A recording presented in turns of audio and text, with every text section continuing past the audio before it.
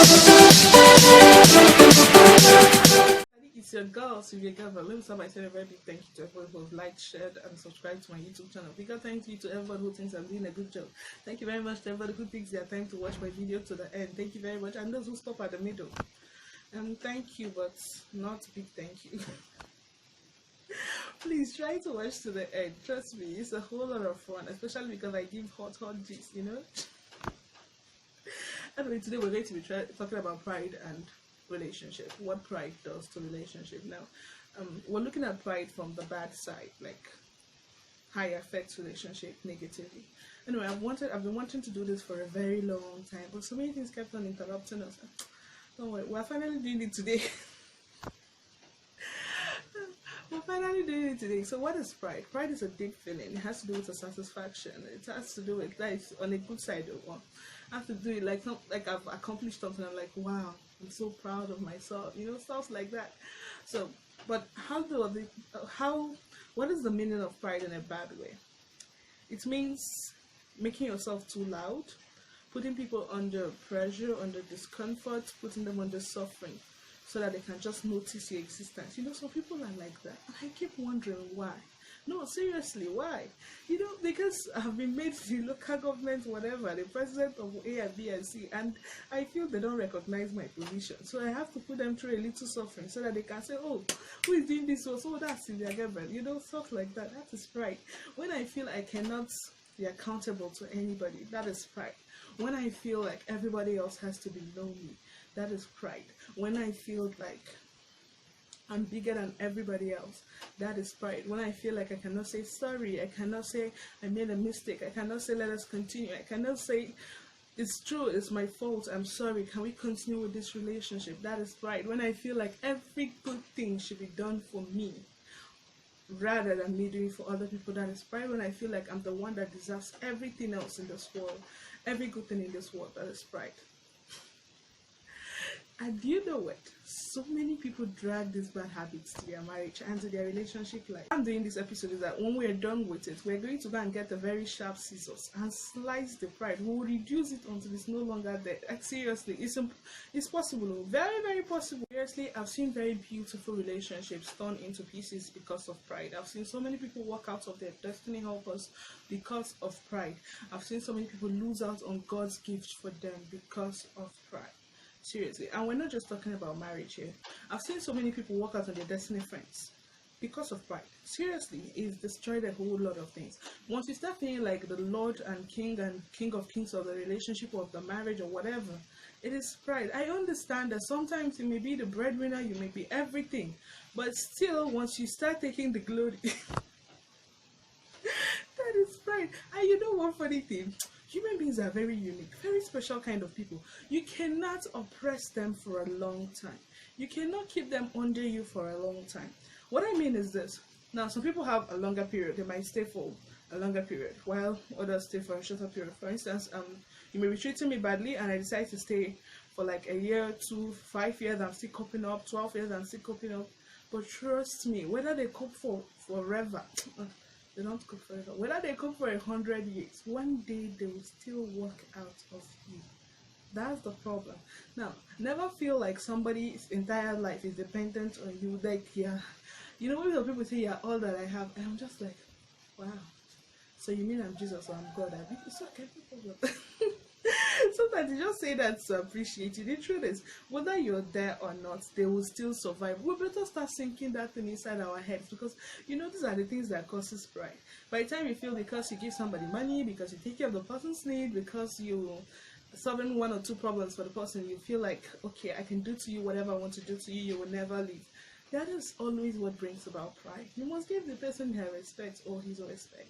The truth is, I've seen a lot of teachings on how to keep a relationship, and it's very, very funny. Some of them are very funny. Now, some of them actually blessed me, but some of them are very, very funny. Sometimes I watch all these things, so I read them and I'm like, really? Okay. Seriously, I saw an article. Somebody took a time to write that how and his time, whatever. The person was explaining, I can't really take it words for words, but the person was explaining how to keep a man. And she kept on saying, until you're properly married to that man, do not show him any kind of attention, do not show him your care and all of that. Keeps treating him like as a stranger until you're perfectly or you're completely married to the person. And when I was listening to her, I was like, okay, talk to me, my sister. That you must begin to see the kind of things you listen to, the kind of things you must have that seed inside of you to filter it, because you can't keep taking nonsense from people. And I was like, are you serious? You mean somebody's giving you everything, attention, everything? He's showing you in clear languages that he's here and he's for real. Then I should be neglecting him. You think why are we talking about the marriage? A marriage cannot exist in that kind of environment, because no matter how long the person stays, one day the person will still work out. Do you know why? Human beings are unique. You cannot keep them in bondage for a long time. Okay, I just remember the story now. I've always wanted to share the story, but I wanted it to align with what I was discussing now. I've known this couple for like since I was a child. Now they normally come to my parents' place. My both parents are counselors, marriage counselors. So they normally come to my parents' place like almost every day. In fact, a day they don't come, we're like, what happened? It's today less than 24 hours. Why did we see this our wonderful guests? Now, of course, as counselors, they will not let us sit down to hear the conversation. So we are always outside. But we noticed something, especially as kids. We noticed that a woman will always come crying. Now, she always had wounds on her body. And this is a grown-up woman. Don't tell me she was climbing the tree and falling from it. It was literal that the husband was beating her and maltreating her. This woman, I think she presently she had 3 children, but then it was not yet 3. The funny thing is this. Now, the particular day they came to my place, now the woman first, she literally rushed into my place. So, and that was in the night. We're about retiring to bed, and then here goes the woman. She rushed in like a flash of light and escorted by the husband. Oh my God. It was like, my mom was like, everybody should leave the house so that they can talk to the couple. But instead of going out, I went inside. I needed to know why this woman was crying profusely. And then she started explaining that the husband came back, and the reason was that the food was not ready yet. So the husband said that he actually requested for a particular kind of food, and she prepared something else. So when the woman was giving the story in detail, she said she had of course phones were not rampant like they are today. So she said she had told him she had prepared jollof rice before he's coming back. So but he called a couple of minutes after she had finished cooking and said okay that he would prefer to eat pounded yam. Now she actually started preparing the pounded yam. She actually started preparing the pounded yam, but he was very close to the house when he called. So before he got inside and all of that, the food was not ready. So he was very angry. The woman was like, okay, manage the rice. Since you're that hungry, I will still make the pounded yam. And he was like, are you kidding me? I paid money on your head. Didn't I? Am I owing your father any cover? You know that? Actually, when people start sounding like this, it's just pride. I'm begging you. Leave our marriages and relationships alone. You will not hear now. Anyway, what was I telling you? You know, like, what part of the bride price did you don't pay? How will you? I say you should cook something. You're telling me to manage something else. Next thing he started beating her and she rushed to my place. Now, the real gist is this. While my dad was so mad at him, so I was trying to tell him that, and that's not the right way and all of that. So, while they were still having the conversation, this woman knelt down and told the husband that she values this marriage more than anything else and that he should forgive her. I was like, as a child, I kept on thinking about it. I don't understand. Forgive you for what? He should be, anyway, never mind. So she continued and said he should forgive her and that she will prepare that food that night before going to bed. Wow. Anyway, that was it. But very recently, I heard that the woman has been separated from her husband, and I was like, I'm serving a living God. This must be a joke. So I went by myself to talk with the woman, and our conversation, she wasn't even angry, nothing. I was like, okay, what exactly? Because we know you've been coping with a lot of bullshit from day one. Okay, there are a lot of nonsense, yes. So what exactly? What is the thing? What exactly made you to turn your back at this point? Now, this woman is over 50. Her children are all grown up. 2 of them are working. The last one is still in the university. She has 3 children. So what made you change your mind? What exactly did he do today that he has never done before? She said nothing, that it's still the normal beatings. But she just looked at it and said, okay, that she was tired. I kept on pressing, and then she told me, okay, that she went for a conference, and their conference was a women's conference. She met two of her schoolmates. They were not actually friends anyway, schoolmates. So after their long conversation, but they were in the same age grade, one of them has never given birth to a child before, she's bearing, and the second one is married, but okay, has never been married. Yes, this one is bearing, so but she's married, but the other one has never been married. She said she noticed that they were happier than she was. She has children, she has a husband, and yes, these people are happier than she. So she just concluded. So when people brought reports to her that the husband was thinking of marrying another woman, she was like, please tell him to hurry up. You know, they didn't even have a divorce. She told him, don't waste your money. I'm done with this. And you won't see my legs in your domot again. Honestly, when I heard this story, and I wish I had it from somebody else, I would have disbelieved it. But from the woman directly, I was like, I couldn't even get my hands through it. But seriously, that just taught me something. You cannot keep people under you for a long time. These people will always break out from the chain. It's just it. It's just the way human beings are. So the person giving the story of how to keep a man, the only way you can keep somebody is appreciating the person and giving back the person what the person has given to you.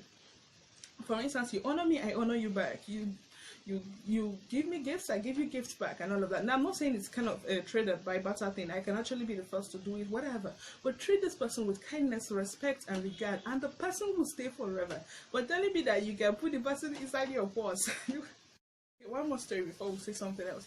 I used to know these very funny teenagers. Sorry, they're not teenagers, they're both. I don't know if they're teenagers or not, that live behind me. Now, you know this thing they call girlfriend and boyfriend. I don't really have details on it right now, but that's what they said they were doing. So, but each time this girl visits, and sometimes she can come to that house like 5 times in one day. I'm not kidding, I'm very serious. Each time she visits, you will always be hearing different dangerous sounds. I don't know if he beats her with his hand or if he's using some object to hit the girl, because those sounds are not just like they continued this thing, and then he would be beating her up, and the worst is she keeps coming back. That's the bad part. Now I don't really know what her problem is, but I tried talking to her the first time, the second time, the third time. She kept on ignoring me, and the other time she was acting all strange, and I was like, okay, fine. So I decided to leave her alone, at least for a while. I'll still go back because I needed to convince her otherwise. But one day, the boy was talking to another friend of his, and he was explaining to him that he has not seen the girl for like 2 weeks, and it was not normal, because she comes there like 5 times in one day. So that one was like, are you sure she has not found somebody else? So when I had that, I had the boldness. I went to her own place because she still stays with her parents. So I went to her own place. After greeting the parents, I said I wanted to see the girl. So she came out. She gave me a seat. She entertained me. So while we were talking, I asked her what the problem was. Her comes, what is the matter? I've not been seeing you in the compound and all of that. And she told me that she doesn't want to do the relationship any longer. But like, I don't understand. Did he cut your head this time around? Because he's done almost everything to you and you refuse to go. So what exactly did he do this time around that you decided to take this decision? She said nothing so serious. And she just found out that she could actually do without him. I was like, wow, that day when I got home, I sang songs of praises. In fact, I was so excited. I sang so much. Seriously. I was like, are you kidding me? So these are proofs that you cannot keep people under you for a long time. If you disrespect them, if you treat them badly, they will one day go. You can't be Jesus Christ to some people, or to everybody, or to a person. So they will one day go. So except if you give them exactly what they give to you. Like, I've seen couples, the woman is literally worshiping the husband, and the husband talks to her like she's a slave. I'm like, how do I explain to you, King of Kings of this marriage, that you cannot keep somebody under you like this? This person will soon find a redeemer and leave you. Sometimes the redeemer is actually yourself. honestly, we'll see this thing in so many places. And it's actually pride. The bad thing about pride is that it comes from low self-esteem. Seriously, because I just look at myself and I'm like, wow, I don't really feel myself. So I have to suppress the people around me so that their pain will reveal to me who I am really. Seriously. That's how it works for some people. For like, I don't feel like a man. I don't feel like a man. So by the time I've inflicted pain on this woman and she's crying, then I just get the feeling. Anyway, that's how to feel like a man. Thank God I'm not feeling like a man right now. I would never feel like a man. Anyway, seriously, pride is very, very dangerous. It can kill the relationship. And you know what? Sometimes it pieces it and you will not even see a piece of it again. Anyway.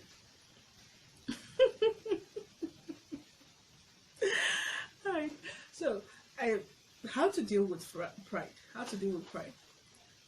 I've told you we all have a solution in Jesus Christ. The Lord Jesus Christ is our solution. Perfect solution to everything. Literally everything. Have you complained to him before? Have you prayed about it? After praying about it and talking to Jesus Christ about it, which means praying about it, you begin to take necessary steps. What are those things I do before when people insult me? What are the things I do when people neglect me? If I offend somebody, what do I do? Do I try to make it right, or do I give the person a gift? And that reminds me, some people are like that. They will offend you and they will go and buy you something. I don't understand. They prefer to spend money than to tell you they are sorry. No, that is pride, in case I forgot, but that is pride anyway. So, but they'll start acting all nice. So how are you? When is that your birthday? I mean, uncle or auntie, sister or brother, just say, I am sorry. I won't do it again. That is more than asking me when is my birthday and what can you get for me. Anyway, seriously, Jesus Christ can take away that thing from you if you're ready to partner with him. So list all the things, all your kind of behavior. What do you do when people come to visit you? How do you treat people? How do you do A and B and C? List all of them and begin to act the opposite. So if people insult me and I get offended and I want to fight, or I want to react, I want to make them feel that Silver Gabriel is there, then I do the opposite. Take the insult and go. That's the opposite. When I offend somebody and I want to buy the person a gift, if that's what I normally do, now I've reported to the Lord Jesus Christ and I'm partnering with him to cut down on my pride. So now that I've offended you, what will I do? I'll come kneel down and say, I am sorry for offending you. Please forgive me. And we're not talking about buying anything this. Alright, my opinions, I got it from 3 things: the Word of God, a lot of reading, and small experiences as a small girl. So thank you very much for staying with me, and till I see you next week, it is bye.